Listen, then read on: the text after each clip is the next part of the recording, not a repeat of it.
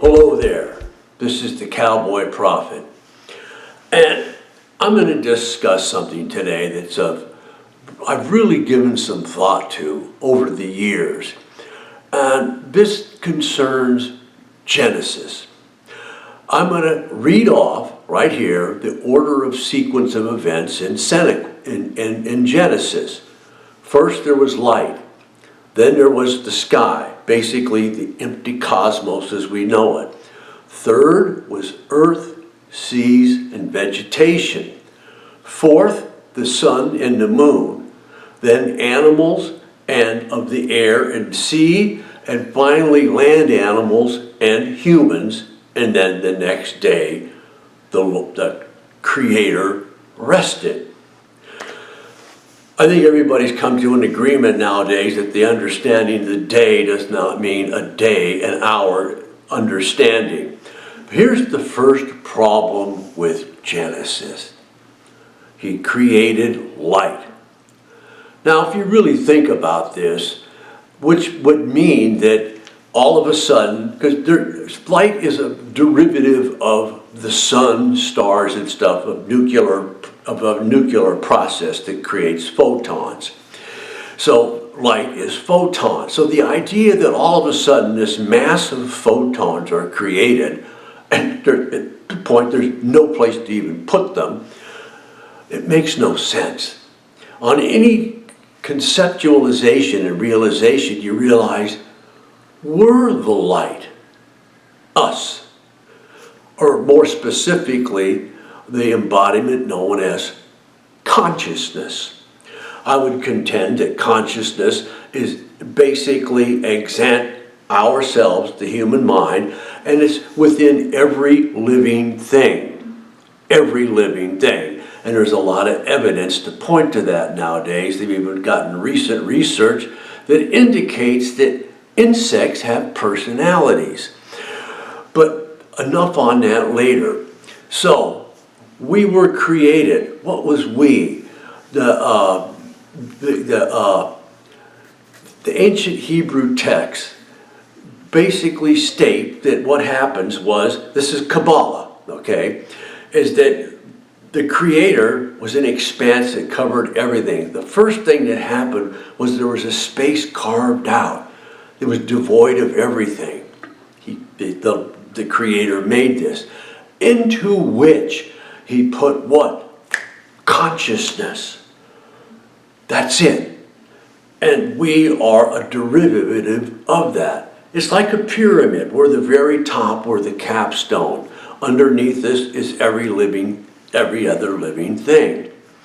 It's because what happened was, then you have the sky, and then you have the earth, seas, and vegetation. And this is the second problem. The earth, seas, and vegetation. But there's no sun and no moon. So there is no light at this point. Physical photonic light for the process of plant growth. So I would contend that the first vegetation, we now know from basically oceanographic studies that there's deep sea vents. These vents are part of the tectonic process, and they're thousands of feet underwater. There's zero light, and there's a formation of these different entities, things. So I would say that the first vegetation was probably like somewhat of a sea fan or something like that. I don't know. And I don't think anyone else does.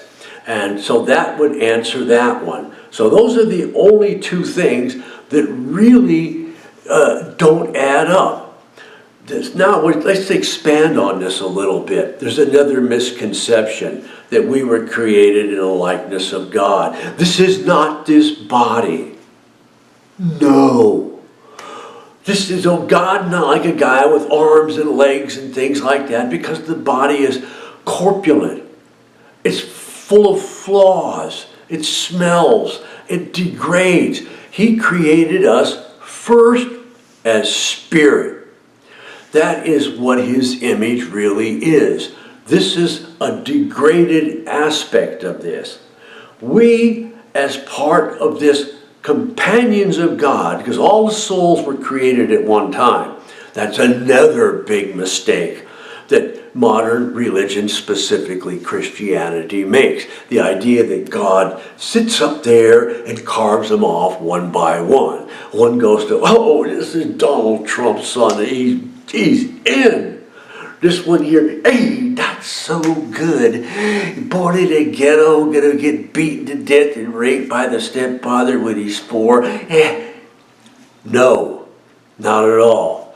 So, and then another misconception is that God is in control.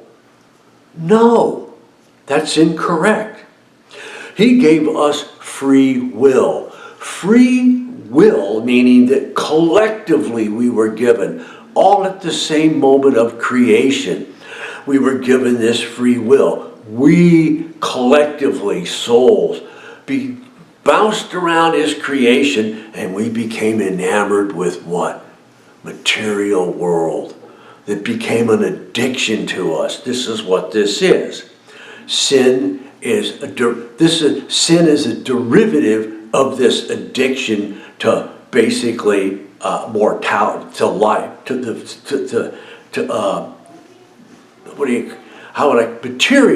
material. So what we have to do is we have to basically remove ourselves from this and go back to what we were, spiritual beings. There's a lot of different things that are gross misunderstandings that lead people astray.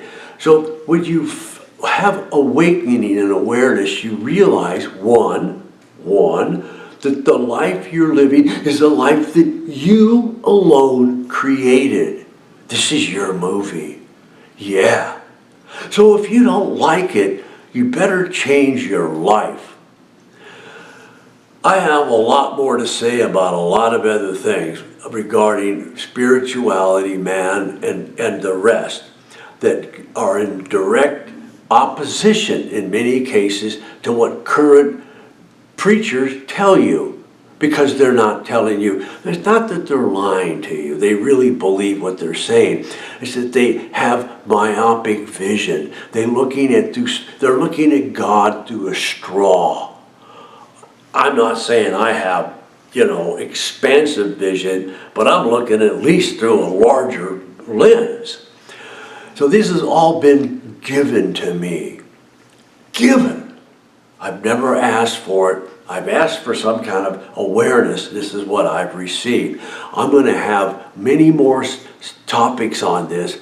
And if you listen to me, you're going to be in a much better position, because we're going to shake, rattle, and roll. We're going to take this understanding, these false understandings, and we're going to bury them where they belong.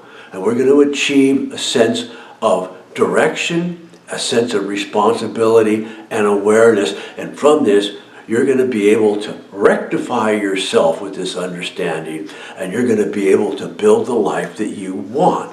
Because what you're doing now, you're building your next movie. Thank you, cowboy.